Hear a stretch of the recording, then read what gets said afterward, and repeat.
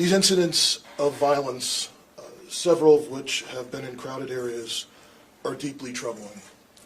And obviously, families, neighbors, and even children in our community should be safe from that. Minneapolis has been through some very difficult days recently. In the past 24 hours, we've had 2 mass shootings that resulted in 12 victims, having injuries ranging from a man with a graze wound who refused medical aid to 4 people with life-threatening injuries, 3 of whom are very, very seriously injured.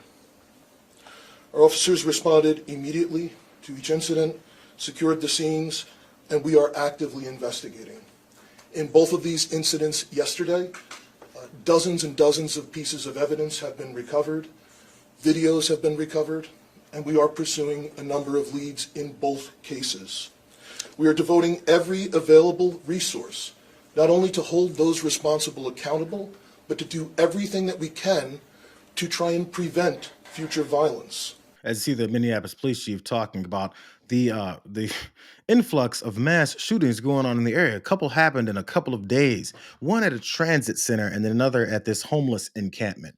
Think about those 2 areas and what types of folks may sometimes generally be hanging out in those areas. Let me give you details of the second one. At the homeless encampment, police learned of the shooting at this homeless encampment around 10 p.m. on Monday when an off-duty officer working at a nearby retail store was approached by people running from the camp and reported gunfire. The officer left the store and heard gunfire coming from that encampment area. They arrived on the scene and they found 5 people injured by that gunfire, including a woman and 2 men with life-threatening injuries. Another man and a woman suffered what appeared to be non-life-threatening wounds, with each having injuries to their legs. All 5 were then rushed to a hospital. There's more. This latest shooting happened at a homeless camp in a parking lot that has been at the center of a legal conflict between the owner of that property, Hamoudi Sabri, who opened it up to the homeless in July, and city officials who want it shut down. Sabri has refused to shut down that camp, and earlier this month, the city sued him to try to force its closure. Sabri is facing about $15,000 in citations and fines related to that encampment. So there's layers to this, bro. There's all the fighting that's happened between the leadership of the city and then this one particular guy. We've seen these fights in other cities and discussions about moving homeless encampments out. Minneapolis Mayor Jacob Frey said in a news conference in the hours after the shooting that the city will be clearing this encampment immediately after the crime scene has been investigated. This is the worst. This is way worse than just a nuisance, he said. This is a danger to the community. The city followed through Tuesday morning on Frey's promise to clear that camp, drawing a crowd of dozens of camp residents and protesters. City workers were seen loading the bicycles, tents, and other belongings in the back of garbage trucks, while several people argued with police at the scene, saying that they were told that they could collect their few belongings before the encampment site was then cleared. After someone terrorizes this homeless encampment and shoots up several people. After that, the city steps in, shoves more people to the side who were promised to allow to get their few belongings, and threw them in the back of garbage trucks, smashed things up like some people's forms of transportation, like bicycles. So again, the kind of attention we have to be given to people and the kind of concern and care about whether or not someone has a family, whether or not someone has a life, whether or not someone has things, we just blow away and say, who cares? Who cares? They're unhoused people. It doesn't matter. This is simply not a strategy that works. It is not safe. Our obligation is clear. Help people transition into safer, healthier alternatives, not allow them to languish in conditions that guarantee the kind of tragedy that we just saw. I don't know what kinds of programs the city is pushing and trying to get towards. I'm not sure what Jacob Frey, I believe his name, what his policies have been towards trying to transition people into safe areas. But they have been having battles with this man who opened up his parking lot to this encampment earlier in the summer. So whatever those programs are, I would like to see. Maybe he's going to display those later. Maybe he's going to implement those since it came to a head here. But let's not overlook the fact that he said them just being there is what then made these types of tragedies happen. Why is that?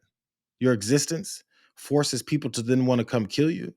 Where you're staying because you're homeless forces people to then come kill you. Why is that? Why do we accept that as a normal approach to this? Why do we think, yeah, I can say that in front of cameras after people have been terrorized like this? And it's been multiple shootings in multiple days in this same city. And then the leadership then says, this is why you shouldn't be there. What have we done about our society to make sure that people don't think, yo, these people are annoying. I'm so tired of them. Let's just eliminate them. It's almost like we heard it recently on a national news program that a lot of people like to listen to. Billions of dollars to mental health and the homeless population. A lot of them don't want to take the programs. A lot of them don't want to get the help that is necessary.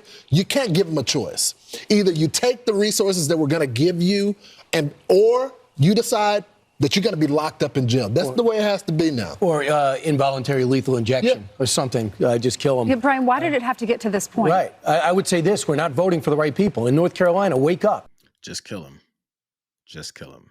This is how rhetoric from major platforms leads to the kind of societal thought process that makes people go, those people don't matter. Man, they're annoying. Let's just kill them. Brian Kilmeade still has a job. Last I heard, I'm not sure if it happened overnight or this morning, but Brian Kilmeade is still employed at Fox News after advocating for people to be murdered. And then, for some reason, oddly, that influx of political violence based off of people's thoughts that are also piggybacked by this president who did the same thing in Washington, D.C., as far as scraping up people's areas and pushing them aside and saying that they don't matter.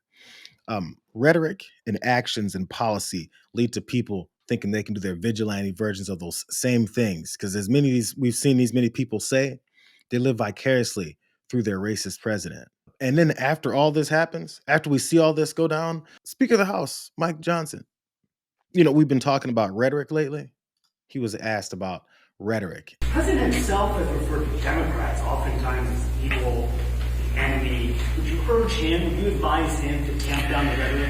The president has been called the most despicable names by people on the left for a long, long time. I don't have to give you the catalog. It would be this thick. I'd need one of those Hakeem Jeffries notebooks to put up here and go through with you with all that. Look, there's a lot of heated rhetoric all around, and what I'm trying to advance here is this idea that we can have vigorous policy debates. That is the legacy of Charlie Kirk. He loved the debate. But he didn't hate the people on the other side, and that's what I'm trying to encourage all of us to remember. We can have vehement disagreements on policy, but it shouldn't be personal. At the end of the day, we're trying to bring people to our mode of thinking, and it's more effective that way when you handle it that way. And I think Charlie was a great example of that. Yeah. The question was, would you tell Donald Trump to tone down his rhetoric since we're talking about rhetoric? His answer was, Donald Trump gets called lots of names. In other words, the answer is hell no. Moses Mike Johnson wants more murders. Moses Mike Johnson wants more conflict. Moses Mike Johnson didn't have anything to say about these folks talking about race wars and white men fight back. Moses Mike Johnson had nothing to say about any of that. Mike Johnson works for Donald Trump's ass. Donald Trump lets him follow around with the sniff, the smell, the stench of his ass, drawing Mike Johnson in closer every time. All Mike Johnson cares about is protecting Donald Trump and his very, very, very thin skin, because he can't take it. He can't handle it, because Donald Trump gets called names. If I look at her name, I look at a lot of people. I do a lot of names for people, like Pocahontas. She said, my mother said I look like an Indian, so I started calling her Pocahontas. Some people say I'm very good at that, but I can't get into too many because many of those people that I named like that are Republicans, and we don't want to bring that up. But no, it's just it's a takeoff. I have fun with it. And sometimes, to tell you the truth, it's a very effective tool. But I do get credit for having been an originator of the term. I mean, a lot of times I have a very fertile mind. I come up with very good names for people. You're very creative. Pocahontas, yes. Lots of good names.